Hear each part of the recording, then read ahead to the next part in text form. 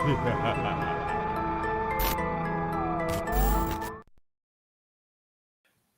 we're back with another episode of the Lakers Fast Break podcast. Happy Halloween, everyone.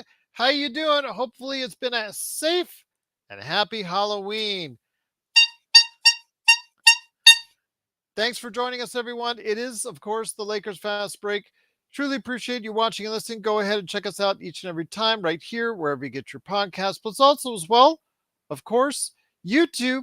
Go ahead and subscribe today to get the latest notifications on when we go live on the air with the latest Lakers Fast Break podcast. Plus, don't forget all the other stuff we do, including the Pop Culture Cosmos, where we cover the latest news and trends in pop culture each and every week, twice a week, wherever you get your podcasts.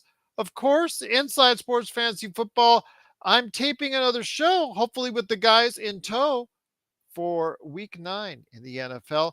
So go ahead and check us out each and every week at Inside Sports Fantasy Football for your inside knowledge on everything fantasy football. Plus also as well, Joe Soro, he's up in the right-hand corner. He's looking very military-ish on this Halloween. Want to go ahead and check out what he does as Ox1947. He is roaming the spooky halls of course, LakersBall.com. And you know he was scaring all of his customers today at Simblades with a Y.com. Our good friends, Laker Tom, the #1 Lakers blogger that's out there, and also as well, Jamie Sweet, aka Yami Sweet. I made the invite, everyone. I was hoping he would return with his elaborate costumes just like last year, but to no avail. But go ahead and check them out anyways. And there's 5 things articles at Lakers, of course, all things Lakers at Lakerholics.com. Of course, check out our good friends, Lakers in 5, Empire Jeff TV, and John McCallion. And while you're subscribing, please, we're just short of 1,100 subscribers. Go ahead and subscribe today so you get the latest notification when we go live with the latest Lakers Fast Break podcast. And yes, we do hope it's been a fantastic Halloween, a safe one for you and the family. But we're here talking Lakers today. We're all dressed up for you. Well, at least, we tried to anyways. But here today to talk about all the things including that are going on in the NBA, including James Harden trade. Also as well, of course, you got to talk about what's going on with the Lakers because they've got a date with the Clippers tomorrow. Good man indeed. Oh my gosh. You try to be like Corey Hart? I wear my sunglasses at night so he can, I don't know, forget the song. But speaking of a fellow Canadian, the madman from Toronto, he did get out of Toronto traffic to go ahead and join us on this happy Halloween. It is the Magic Man, Sean Grice. And Magic Man, great to have you here. Who are you dressed as today? Gerald, I am the Laker guy. You are the Laker guy for Halloween. Okay. Yeah. Now, before we get into the conversation, a few weeks back it was said in the chat, Gerald, are you going to go ahead and dress up as John Wayne Gacy again? And I was thinking to myself, it hit me today. I'm like, okay, why is it when I'm wearing a costume or when anybody's wearing a costume, maybe on this show, it would be referred to as John Wayne Gacy? Why did it veer into that direction? It could have been like Alexander. Wow. Okay. He's blowing off the dust there for whatever is haunted studio there. But Magic Man, isn't it kind of strange that that's where our audience gravitates to first is John Wayne Gacy? Cosplay for John Wayne Gacy? I would say that's as twisted as it gets, but it's Halloween, Gerald, so let's just go with it. Let's just go with it indeed, my friend. First up on the plate, obviously, is the major trade everyone's still talking about. They're talking about it, all right. It is, of course, James Harden headed to the Clippers. We covered in a detail on a special after midnight pod last night, you and I. But now that we've had some time to think and reflect on it as far as what the Clippers got, what the Sixers got, we talked about the movements as far as the odds. The odds have moved up sharply since our conversation. They're now 5th in line for the NBA championship, according to Las Vegas. Your thoughts on this, my friend? Trick or treat? The James Harden trade. Is it a trick or treat for the Clippers?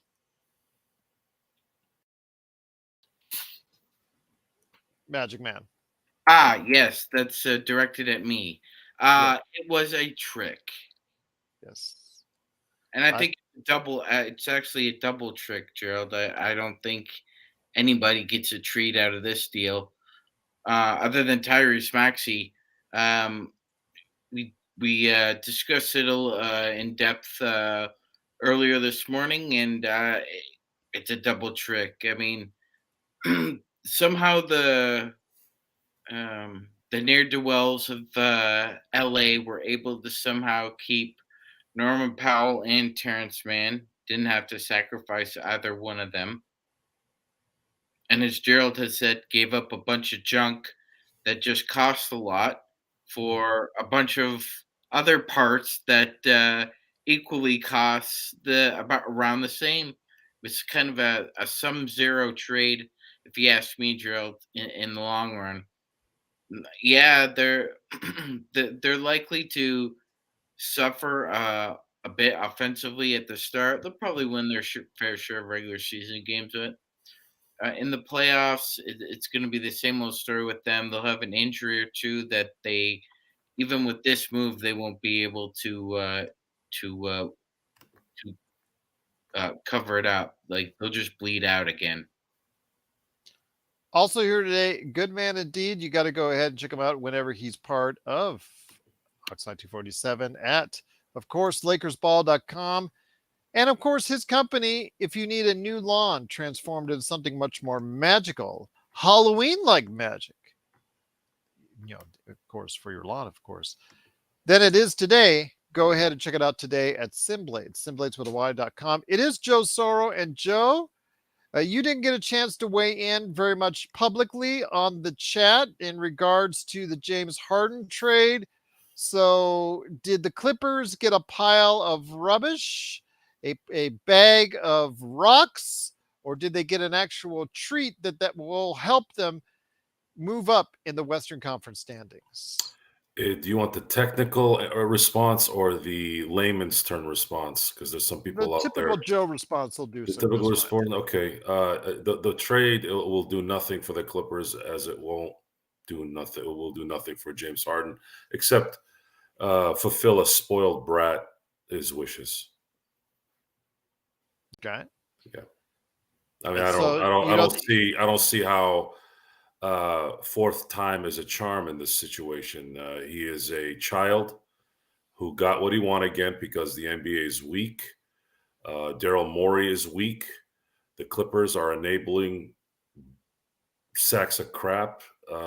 Yeah, I would say, layman term wise, I hope they fail. I hope they fail miserably, and they will fail. absolutely, it looks like something that I Uh, don't think so will really move the needle a whole lot for them, even though, again, having, all these all-stars from 2014 may, in theory, be great on paper. Go ahead, Magic Man. Yeah, Gerald. Why do I get the feeling that at the end of the year we'll be playing the Kevin spilling the chili all over the floor gift when we talk about this team? I think that'll be the perfect image for what we're about to see. Um, yeah, because they're just gonna throw up all over themselves with James Harden. It's inevitable. It's like set your watch to it, even if you don't have a watch. This is one of those time honored traditions where he's going to find a way to get what he wants, and then this isn't the final destination either, Gerald. Let's not kid ourselves. No, not at all. I mean, they do have most of their core rotation still intact. Did not have to trade Man. Did not have to trade Norman Powell. In Nolan Powell, he did not have to trade those guys, which again will help them in the short term. I still think there's just weaknesses. And of course, Joe, you got to think as well, these guys just cannot stay healthy. So you just brought in two more advanced, well beyond 30-year-olds in PJ Tucker and also as well James Harden. So now you have four. You have four of your top players are all well over 30, all have an injury history. And really, they also, outside of one championship, but there's one championship between all those four. Otherwise, you have a series of chokes between, well, or a series of underperforming in the playoffs, I should say. Let me Let, read. yeah, let's talk about what the Sixers got in this deal. So they got a 28 first round pick that's not protected. They have 2 second round picks and a pick swap. I don't know what year that's going to be. I believe that's going to be the year of the Sixers choosing, and then a first round pick from a third team. I have not been able to get the details on who the third team is. Is it Oklahoma City? Yes, it Okay, is. good. So looking at it from the Sixers standpoint, I know that Sean mentioned last night that 28 pick might be a very high pick. It could be. But will the Sixers make the right call even so? They've absolutely butchered their picks in their process. So in the long run, I don't know what that's going to bloom. I don't know what the Sixers are going to do to make up for what I believe would have been a couple championships had they just picked, where they were and not thought over their heads. And Daryl Morey being who he is, Daryl, you created this monster. I want you to know this, and I want you to understand it if you're watching. You created this monster. You enabled this monster. And you got you now reap what you've sown. Okay. When you enable crybabies, when you enable children, they will run over you at the slightest negativity. I'm going to give you guys an example. My children tonight wanted to have a sleepover because I guess schools don't have school anymore after Halloween because they want Really? the kids to have fun. This is a Tuesday, right? So I Yeah. found this out today. I found out that they don't have school tomorrow. So of course my Not in kids are my school calling. district. My kids are texting and trying to get mom to say yes to them having a sleepover, and it's in the neighborhood and they're not far away.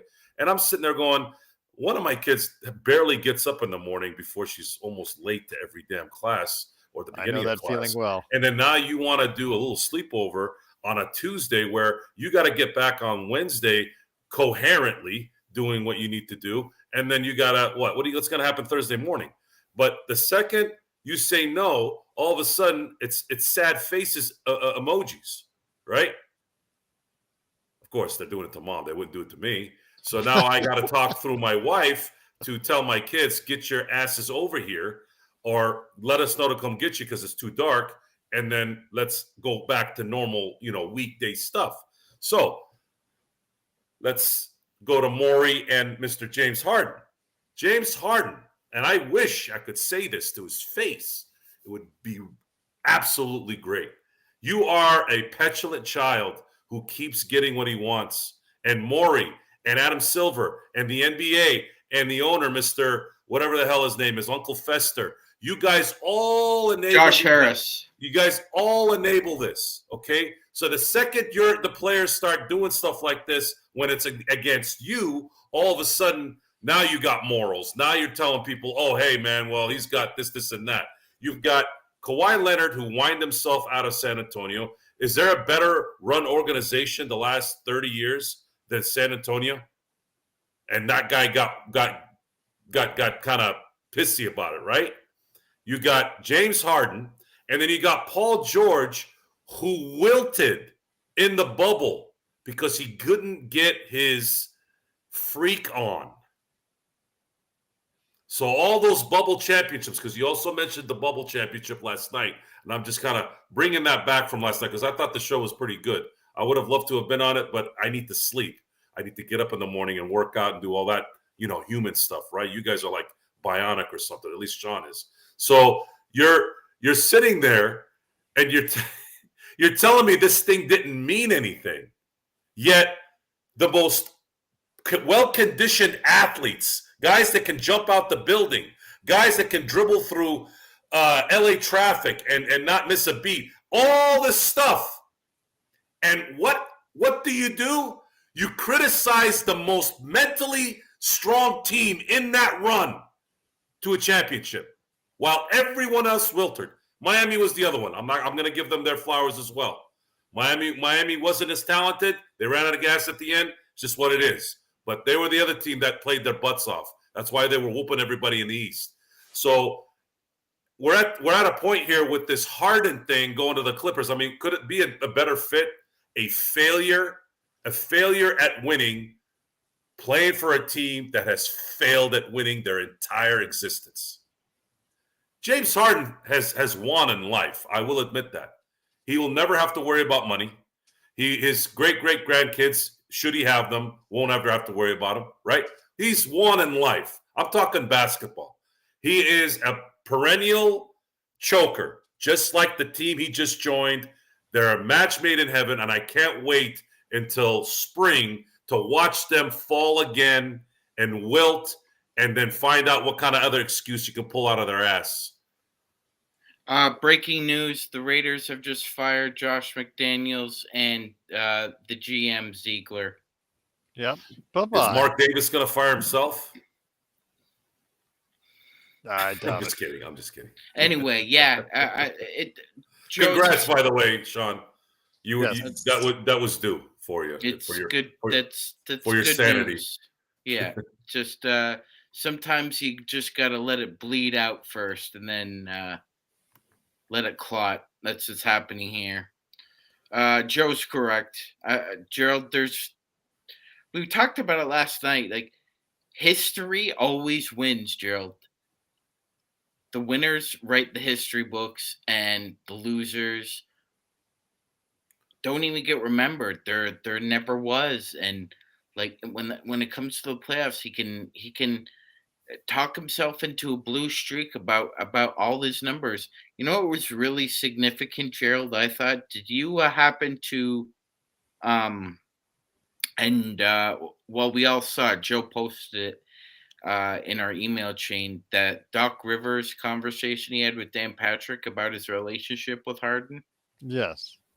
And he said that, and I quote, "We had an honest relationship." And he said that James Harden felt slighted because he wasn't selected as an all-star. Well, you know what, Gerald? Don't you think that the coaches all were in a chain together and basically said that we're going to make an example of him?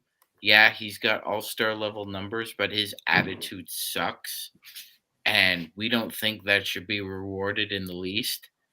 And so like Joe says, he gets a bee in his bonnet every time something like this happens. And Doc Rivers said that he got a phone call from him, and he said, "Yeah, I want to play with the bench guys more." Which, what would that tell you, Gerald? If your point guard said that they wanted to play with the bench more, That means he wants to play with the starters less. and he wants more shots. Of course. Yeah, instead of doing what he had been doing, and they were playing pretty well. It's just overall, this is a great move for Tyrese Maxey because it's going to allow him to flourish now, Gerald. I think, with all due respect, I've been watching the game a long time. He's a fantastic player, but he was being held back, chained up, so to speak, by Harden's initiation of the offense. Maxey is fast. He likes to play fast. Embiid is conditioned enough now where he could play that style too. But Harden wanted to bring the ball up, dribble, dribble, dribble, shoot, dribble, dribble, dribble, shoot, and he wanted to do that with the bench. And we all know what that leads to. Kobe predicted this style of play would eventually just dilute itself and just combust in the playoffs. He was asked by Rachel Nichols whether or not the style of play could win a championship.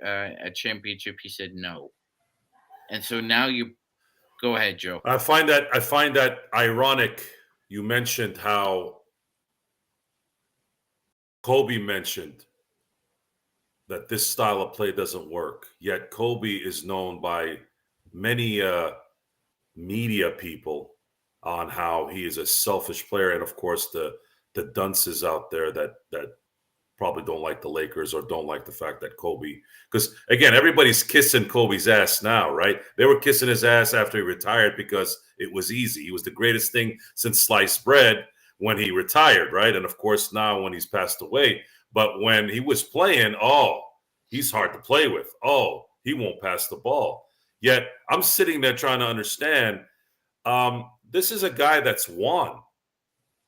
He's won in every single way. He's won with Shaq. He's won with Powell. He's won with Lamar. He's won with Fish. I mean, come on. You know, people change their tune depending on who they like, right?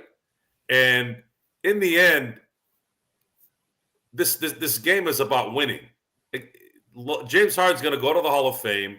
He's already the 75th player, which I thought was just absolutely ridiculous. To me, I can name 75 players that have been better than him, in my opinion.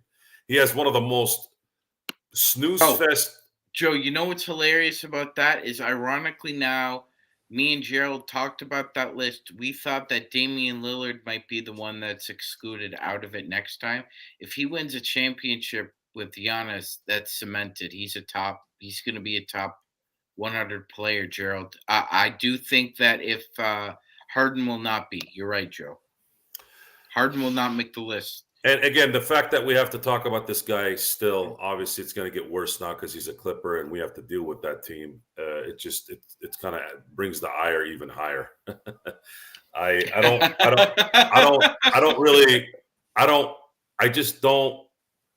really, really want them to smoke him tomorrow.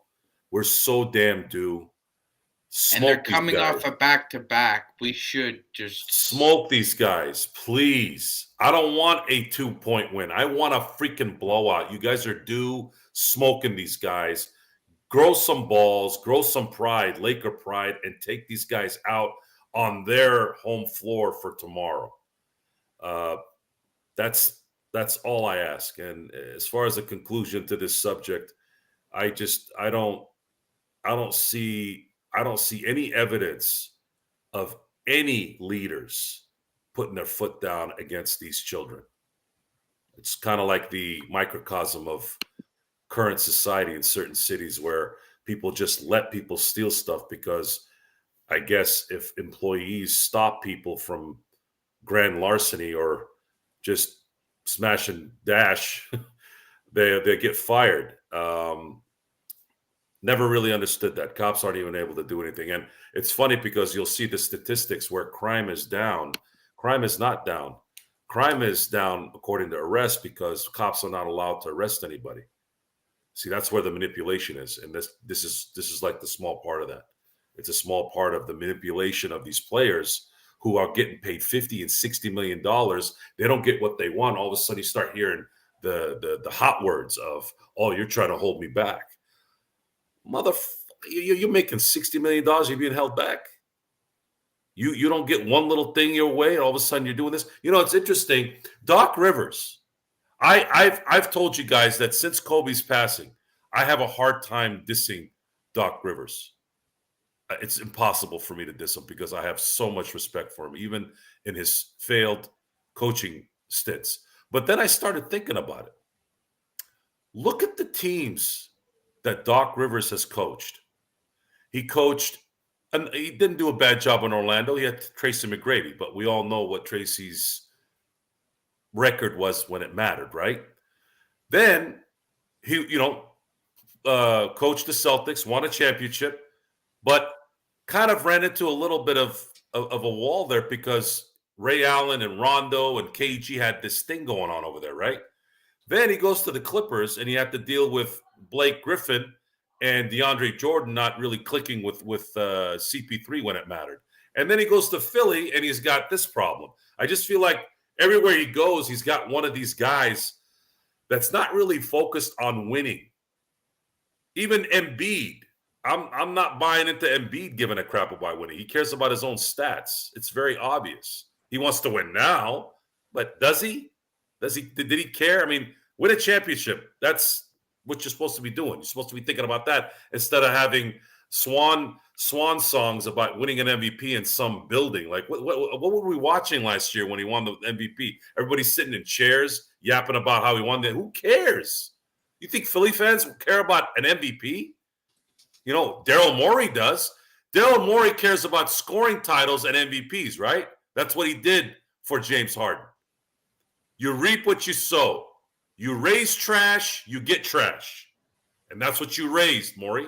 And this is what you deserve. And those draft picks that you got, they might turn into something, but you're probably not going to be there anyways. So some other schlepp's going to come in there, figure out, overthink something, and probably draft somebody else. And again, you're talking about Ballmer, right? Ballmer's going to always compete. He's a gazillionaire.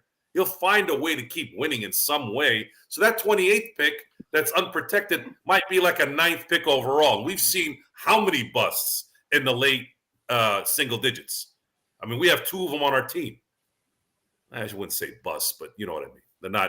They didn't live up to their draft. Remember, we had the 8, 9, and 10 picks from that draft. Exactly. So I shouldn't use the word bust. I'm sorry. They're not busts. They're busts at the draft slot that they are in. Because all 3 of them. To me, even Hashimura, you could say, because again, he flamed out of Washington before he came to the Lakers. If you're the one of 9 of the best players picked in the entire planet, I'm expecting you to be something productive, a 6th man of the year, an all-star, someone who's a starter, at the very least, a starter in the NBA on a regular basis.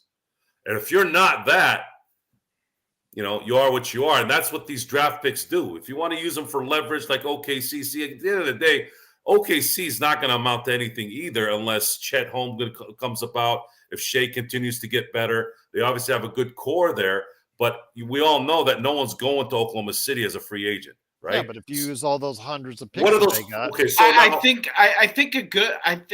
Joe's got a good point there, Joe. I didn't say that they come from. I'm saying that is a good point, but I think that's why they have those abundance of picks, is that they can utilize someone if they feel they're ready to take that next step. Right, and there's a juxtaposition between Sam Presti actually, and I'll kind of be the poet laureate here for Joe.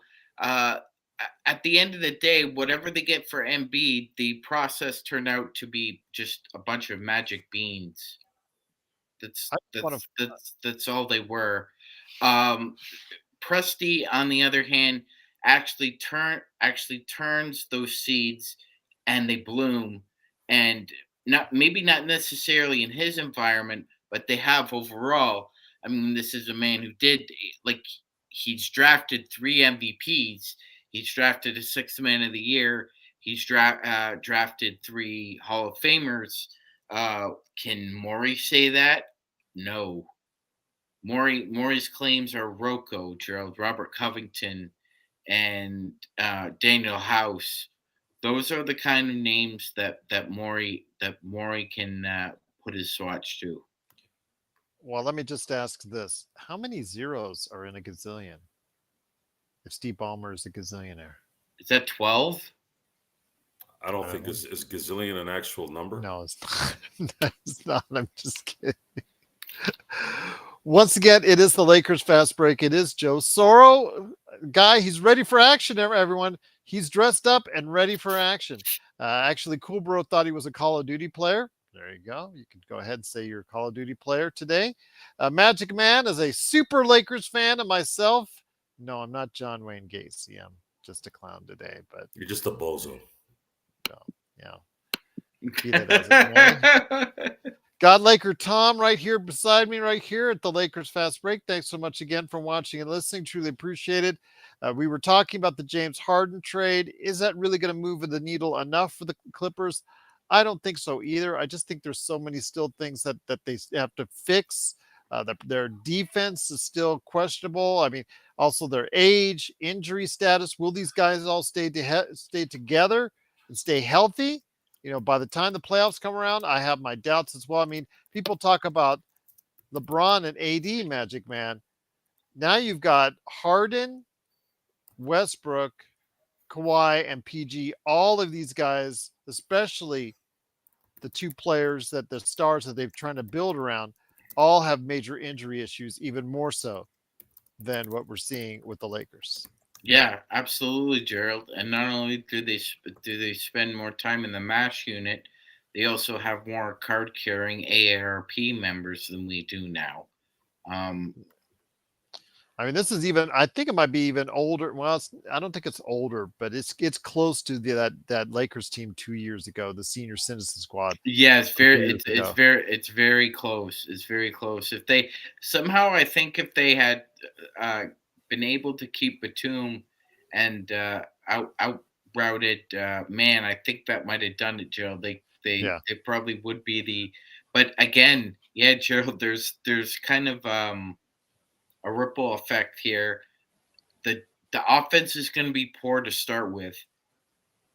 Then you're going to have to constantly work and tinker on the defense for that the entire year. And I think even in the playoffs, Ty Lue's going to have to come up with something. But I think it's going to be to no avail, futile effort.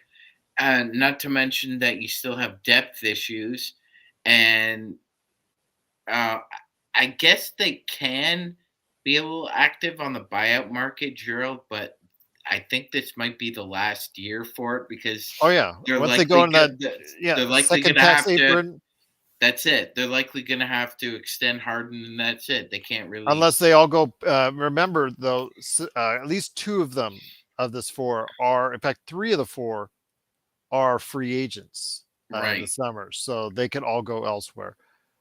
Once again, though, it is the Lakers fast break. Truly appreciate you joining us. Darren saying Laker Tom doesn't care that the toenail clippers have Harden as long as we have wood.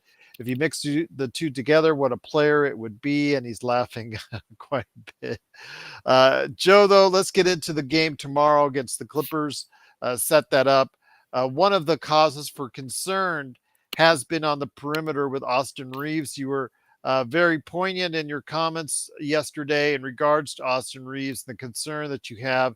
We saw him targeted repeatedly this season, not just against Orlando, Sacramento, Phoenix, Denver. They've all taken their shots at Austin Reeves. It's becoming quite concerning. Could a trip to the bench be a better treat for the Lakers, or is that just a trick? Well, set aside from the fact that he's mentally affected by the noise of what happened this summer and the noise that's surrounding him uh, because of the residual from that. I believe truly that's what it is. There's been some talk that he's tired. I've said before, I'm not buying that he's tired. I believe he's mentally hurt and fatigued from what he's hearing. Now, I'm going to go into detail on why Reeves has been not well. Okay. Let's talk pick and roll. Okay. If a team's running a pick and roll using him as bait, he's making the wrong decision whether he's going under or over those pick and rolls. It doesn't matter who it is. His lateral speed and his lateral movement is not good, and they're catching on. So if you have a fast point guard or scoring guard or even a small forward, they get a 2 or 3 step head start against him. He's toast. It doesn't matter if he goes under or over that screen. And on top of that, we were expecting him to be him on the offense to make up for what he's lacking on defense, because no matter what we talk about right now, his defense is not likely going to get better. It is who he is. It's just that they're exploiting it now. And that's what teams do. Look what's happened with the San Francisco 49ers. They're starting to find out Purdy's weaknesses. This is what professional teams do. This is not college. This isn't high school. This isn't modern day, okay? Playing everybody and losing one game every 3 years, okay? We're talking about professional teams. They're going to find you out. Now, the unique part about the Austin Reeves situation is he got found out in the international game, and it's followed him this summer. So until Austin can somehow figure out a way to catch up to whom he's guarding, or at least cover ground, because there is a way when you're not as athletic to play smarter. Angles, use your body, anticipate better. Those are the things that he's going to need to do. He might need to drop some weight, maybe, to get quicker. Who knows? But this is something he's going to have to figure out. And in the meantime, we need him to shoot better. He's not doing that well there because of the effect on defense. Whether it's team defense, whether it's individual defense, it's becoming a problem. And for him to fix it, there's going to need to be some adjustments on his end. And, of course, can Darvin Ham devise a defense that can mask some of that? See, that's where the good coaching comes in. Can you mask it? When you looked at Tom Thibodeau's defensive philosophy in 2008 with a poor defensive player in Paul Pierce and a okay Ray Allen, they turned into a juggernaut that year with KG committing to defense on his way to winning Defensive Player of the Year and obviously winning the championship that year. So, again, this is fixable to some degree, but who's going to make the commitment to fixing it from the individual side? And then is Darvin Ham going to help the process to make the team benefit defensively so that he can benefit? There's a lot of things at play here. There's a lot of adjustments that need to be made. You're a professional team. You're the Lakers. You got LeBron. You got AD. You have a little bit of an advantage there versus most teams because those guys cover a lot of ground. They cover a lot of mistakes. That's what stars do. Sean had a stat up about D'Lo, and I think it was just D'Lo on that particular stat, missing shots, and then every other shot was LeBron making a shot. You know, we don't even notice it. We don't even notice it we're playing because we're so used to that guy doing that stuff. So, Austin, we need you to kind of readjust. If it's you got to be a little bit smarter, you got to do it. If you got to drop some weight to get a little quicker, to get to the spots, to get under the screens, to go over the screens, to work on your lateral movement. Heck, you know what? Maybe you need to start focusing on defense a little more. We'll take a couple less shots. Hey, we have a couple shooters on the team. We can do what we need to do there in the meantime. But if you're going to be him and you're going to be the third best player on this team, you're going to need to advance your game. And right now, that adjustment is stuck. We're going to see here hopefully in the next few weeks, if he can adjust. Once again, it's the Lakers Fast Break. It is Joe Soro, a.k.a. Ox1947. Is that detailed enough for everyone? Yeah, that's pretty. Don't ever question my knowledge of basketball. Ever.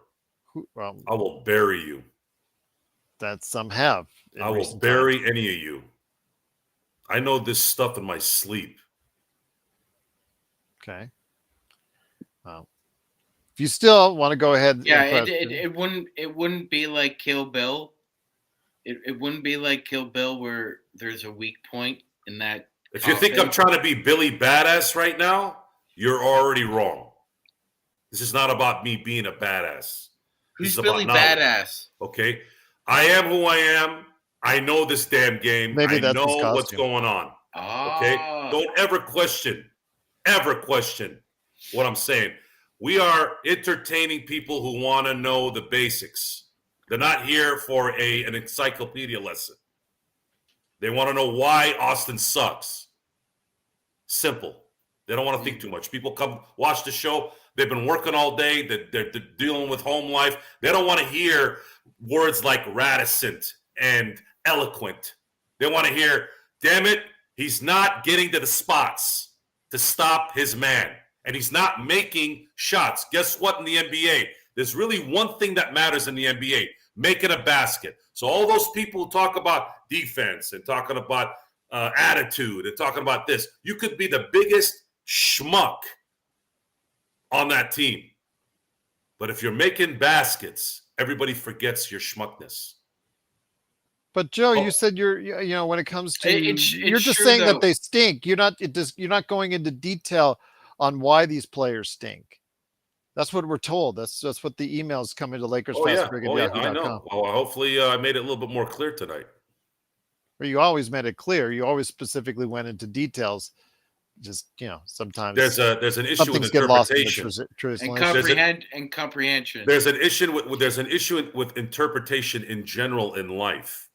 You tell someone something and they assume there's something else going on. When in fact, I just told you what Mhm. the issue is. You Again, don't you don't need to guess. You don't I've need to said guess. this. I've said this plenty of times to all you off air. I've said this to my friends. I've said this to everyone. I have the receipts. There's nothing you can say. What are you going to say? The only place I'm going to be wrong is if I predict something wrong, because we don't know what the future is. You know, Denver could win 70 games this year. Did anyone think they would win 70 games? No, but they could, right? Let's just say they could. Okay, we can't predict that. But what I can tell you is what I'm looking at. And what else do you need to know? You need to know what he does for lunch.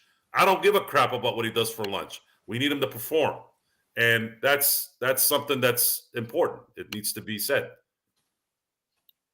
Magic Man, let me ask you this. Intel Wild in the chat. And first off, Intel Wild on his first super chat. And thank you so much, Intel. Truly appreciate the super chats. He indicated his nervousness in regards to tomorrow's game. I told him relax, especially on a back to back. I think the Lakers have a much better shot, and I think they'll go ahead and pull it out. You actually picked even a bigger win for them tomorrow than what I picked. I think I picked around 8-point win for them. You picked something I think a little bit larger, but Intel Wild also said an article came up on his feed. I'm going to try and see if I can look into it right now. That it said that Gabe Vincent was a disastrous signing.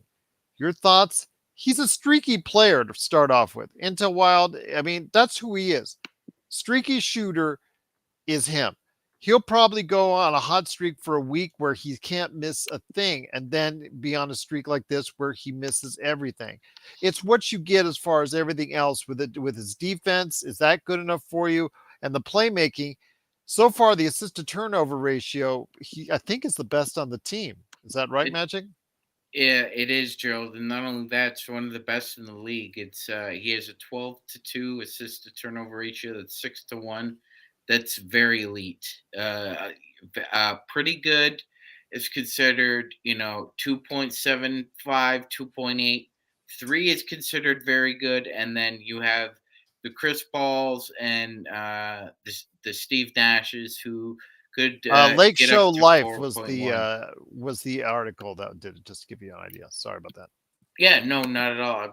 I'm gonna post some stats here about Gabe from Cleaning the Glass. You're right, Gerald. We talked about this, and I hope everybody goes back and watches that. Who is Gabe Vincent video that we did? Yes, please watch that one I more we went time into and detail. remind yourself about what we said about him. Very streaky shooter. Very He streaky shooter. he's 34% overall for his career. He is just all over the place on his shooting. You've seen him and blow up in the playoffs. You've seen him blow up at several stretches, but there are other times when you have an overall 34% shooting behind the arc, you're going to have more off days than on. It's just that simple, guys. He is a streaky shooter. You're going to have to deal with it. Can he give you the intangibles and other things during it? So far, it's been okay enough to the point where we're 2-2.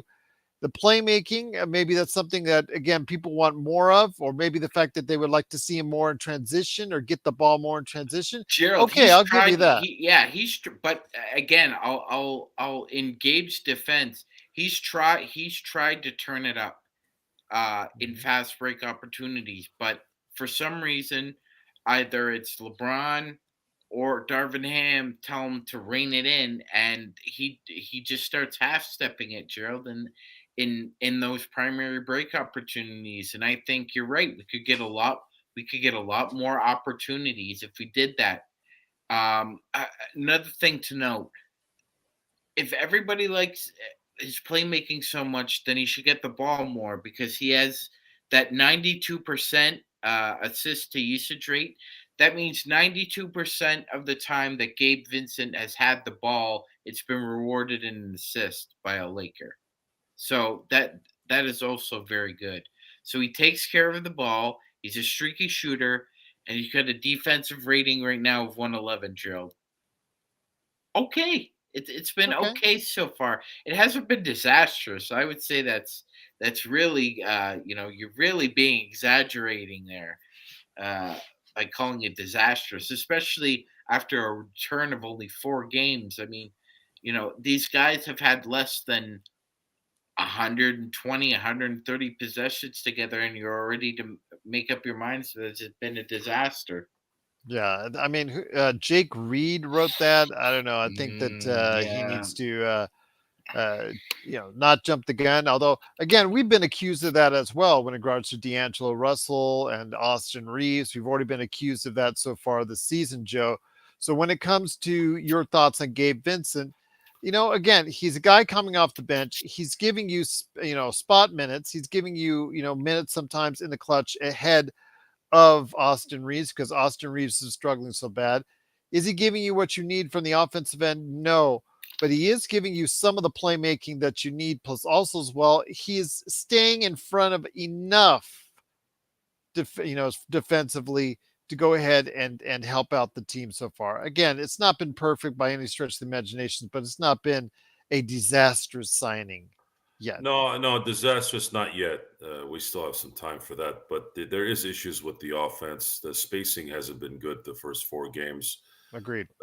Someone like Gabe Vincent will struggle more not being able to push the ball or create a line to the basket, let's say, where you could do a bounce pass to AD. Like there's no spacing this first 4 games with the Lakers because they're just clogging the lanes, totally disrespecting any shooter on the team.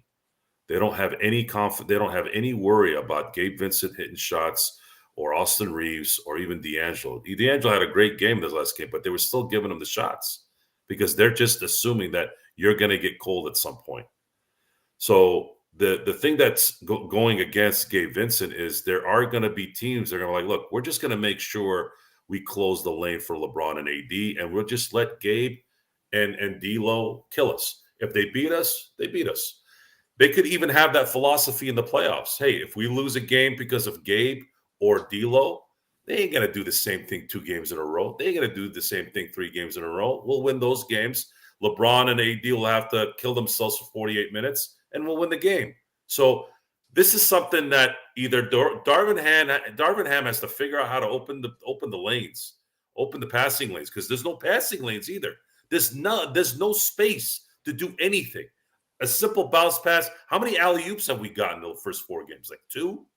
You have a guy that can jump out the building. You have another guy who can jump out the building who's got a 7'4" wingspan, who's already shown that he's got energy to play well with this team. Matter of fact, if it wasn't for him, we might be 0-4.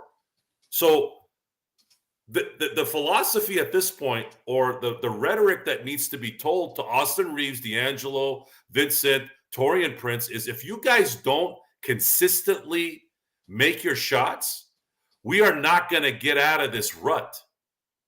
Everything will be just clamored. AD won't have any room to operate. He'll have to bang the whole night. LeBron will have to put some kind of shot off the glass and make it. Otherwise, you got no shot at let's say, taking 10, 12-point leads in the last 3-4 minutes of the game so that guys don't have to be pressured into every single game being to the teeth at the end of the game. This is the stuff that needs to change. This is the stuff that needs to be improved. This is some new, there are some new players here trying to get themselves together. I understand that. However, D'Lo, Austin, you guys have been here. I'm expecting you guys to actually be better this year, not worse. Gabe, I'll give you a minute to get ready. Taurean kind of came in and surprised us all doing what he did. Cool. AD's going to do his thing. LeBron's going to do his thing. Look, there has to be progression. We've talked about progression a lot. This team has to progress to better spacing, better shooting, get more consistency. If you have any shot at winning a championship, if you don't have those things, I don't know if you can get lucky like you did last year, being a 7th seed and making it to the Western Conference Finals, because a little bit of that was a surprise.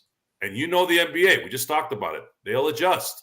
They're like, oh, we're not going to take these guys lightly just because they're a 7th seed now. So you better be ready. It's going to be a little harder this year. No one's going to say, oh, shoot, hey, if the Lakers get in, they're going to be a problem. Well, we got to focus a little bit more on them. And that's it. Once again, it's the Lakers Fast Break. We truly appreciate you joining us. Don't forget, we've got a preview tomorrow, that we're going to go ahead and give for you, previewing the Lakers and the Clippers. And of course, game time with the Lakers and Clippers. Playback.tv/Lakers Fast Break. Go ahead and catch all the fun today. Playback.tv/Lakers Fast Break. Don't forget our merchandise store. Hopefully you've stopped by and picked up some shirts or a beanie or a ball cap. Go ahead and check it out. The entire lineup, the description will be below right there for you at the Lakers Fast Break. So go ahead and check that out today. Plus, also, again, after the game tomorrow, it's the best post game in town right here at the Lakers Fast Break. Magic Man, before we head on out, I know that I think it was mentioned in the chat, the Lakers made a major trade today on a G League level. So I will ask you if you are familiar with Jack White, who was a bench player, I believe, for the Denver Nuggets. And this has led to the G League draft. He was picked number 1. The Lakers had number 2. I guess somehow they managed to go ahead and trade the number 2 pick in the G League draft and some future considerations as far as draft picks in the G League draft for Jack White. Is this someone who we should really keep our eye on? Is this someone who may actually make an indent into the roster? Or is this just someone that's going to be biding their time until they move on? Gerald, I think it's the latter of all those choices. I think he's a journeyman. Then why make the effort and why trade all those assets G League level wise in order to go ahead and get them? Because I guess you think the juice is worth the squeeze as far as making that kind of investment for Jack White. Because I mean, Gerald, very intriguing. At the same time, though, he needs to carve out a specific role for himself in shooting and playing pesky, scrappy D. He's not very tall. He's about He's 6'7". He got waived yeah. by Oklahoma City last week. Yeah, 6'7". No, very very gangly, Gerald. I just not lanky, but gangly, and he played sparingly for Australia in FIBA. So I mean, he is 6'7", but he doesn't really play 6'7". So unless he starts shooting like bananas in South Bay, I don't expect him to get a call up. All right. Well, there you have it as far as what the Lakers did today. But again, we're looking forward to seeing what they're going to do tomorrow against the new look Los Angeles Clippers. We'll go ahead and see if we can match up and finally get that albatross off our back, get a nice regular season win. Of course, follow it on Playback with us. It's very mature rated. So at times you may have to cover your ears, but that's the way we like to go ahead and have at it at playback.tv/Lakers Fast Break. Then join us for the post game. Go ahead, Sean. And Gerald, before we head on out, just early returns. A lot of people can take the street clothes nickname, roll it up in a pipe, and go smoke it. Right now, Anthony Davis has 153 minutes. He's second in the NBA in minutes to Tyler Hero, who has 156. Well, I don't. Street closes. I mean, let's hope he stays healthy and stays on the court, and then we can go ahead and well, Gerald, stick it to him. The people Gerald, that call him street clothes. What's very interesting is that he has a usage rate right now under 25%, and he's still averaging 25 and 12. Yep. Indeed. But Joe, before we head on out, any final observations that you have for the Lakers heading into tomorrow's game against the Clippers, other than we just need to go ahead and have a blowout at this point in time, which I agree with you wholeheartedly on? Well, they're going to need to make shots. Yeah. If they don't make shots, if they play in any way the way they've played the last 4 games, they're going to get smoked. Because it just seems like these guys make every shot. They make every shot. Well, we're gonna need a full team effort because Rui is again likely to be out for the game. And Jared Vanderbilt's still out with the left heel bursitis. Rui is out still with that left eye contusion. Is that correct? Yes. Okay. James Harden has not been confirmed either which way as far as if he'll play. He did, along with PJ Tucker, meet his teammates today in Los Angeles. So he was there at the game. So maybe he'll be available for tomorrow. But I think he's still at the time last week. If you remember, he was still ramping up to even get to practice with the Philadelphia 76ers. So if it hadn't got to that point, I'd say it's iffy at best. He steps out tomorrow against the Lakers, but we'll see. NV213, happy Halloween to you. Truly appreciate you watching, listening. If you're not subscribed yet, please go ahead and subscribe today to get the latest notifications on when we go live on the air with the latest Lakers Fast Break. We're just one short of 1,100. Yes, Intel Wild, they got PJ Tucker as well. So they're a truly aged team. And Joe, we saw what a senior citizen team did for us a couple seasons ago. It basically had us on edge the entire time, had us screaming at Rob Pelinka, how could you do this to the Lakers, a team that went all the way to the title and could have very easily the next year had and AD not getting hurt, really could have gone a long way as well. They went into a different direction and decided to get real old. Yes, Magic. Gerald, James Harden will not be available for the game tomorrow night. The trade has not been made official. Oh, okay. Thought it was made official According to today, but the NBA offices, so they're gonna have to wait.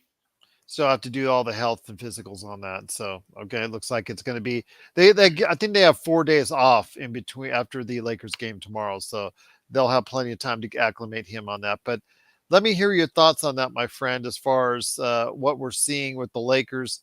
I mean, I think people need to go ahead and just relax for a little bit, let this team play itself out. There's still so many new pieces and parts. Do you think that could be a problem or an issue for the Lakers at this point in time, my friend? No, I think we're all in a consensus and agreement here, Trail. It's kind of gonna have to let the crock pot boil and simmer up, and it's gonna pop eventually. It's just like Gerald was saying, it's gonna take some time.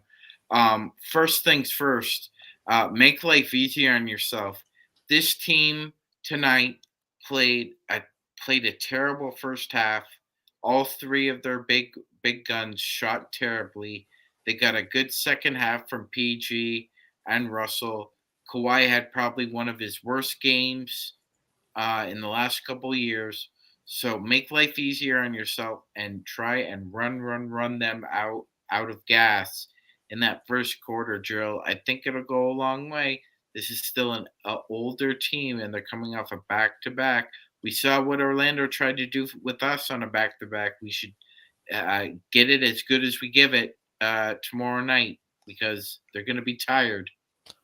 Joe, your thoughts on this? Because again, you're talking about a team that's aged. It's a little bit older. We saw back in the past, a couple of seasons ago, what happens when you create a team out of senior citizens, like the Lakers did a couple of years ago. You saw how it worked out.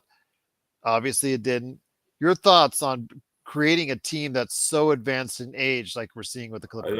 I'm still in the minority here in saying that age played a part, but it wasn't the issue. Getting Russell Westbrook on the Lakers is what decimated their franchise for a year and a half, and we're still eating the residual of that because we don't have Alex Caruso or KCP because of it, and Kyle Kuzma. The Lakers made a major mistake, and it's become what it's become.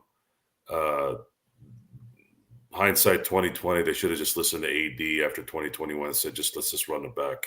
We might have had a good chance at possibly competing with Golden State that year and facing Boston in the finals, but that's something we'll never know.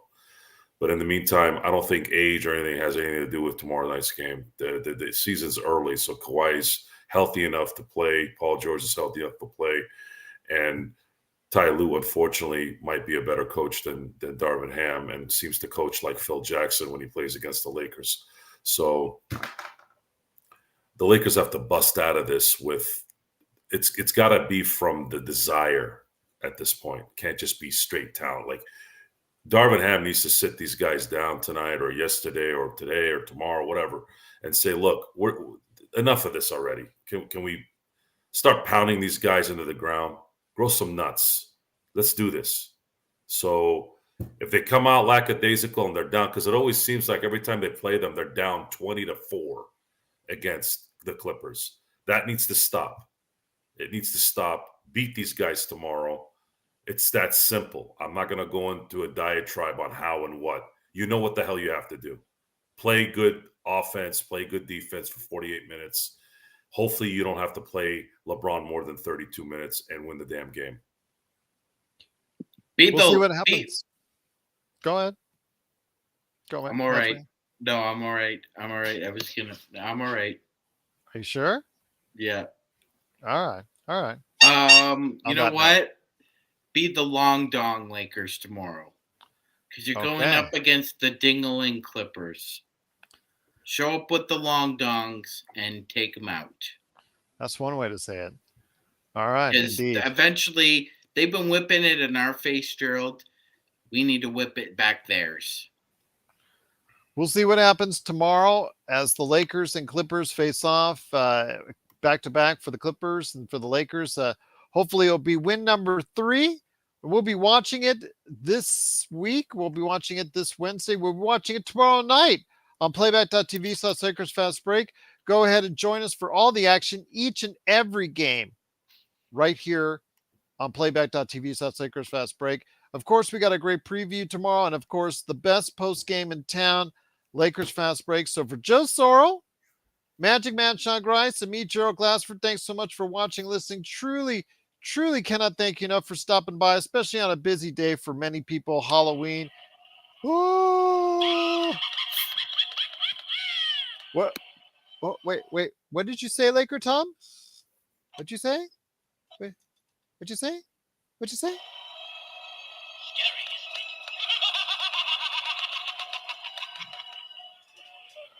All right. Well, Laker Tom is ready to go for the Lakers and Clippers tomorrow. Joe, you have that look on your face.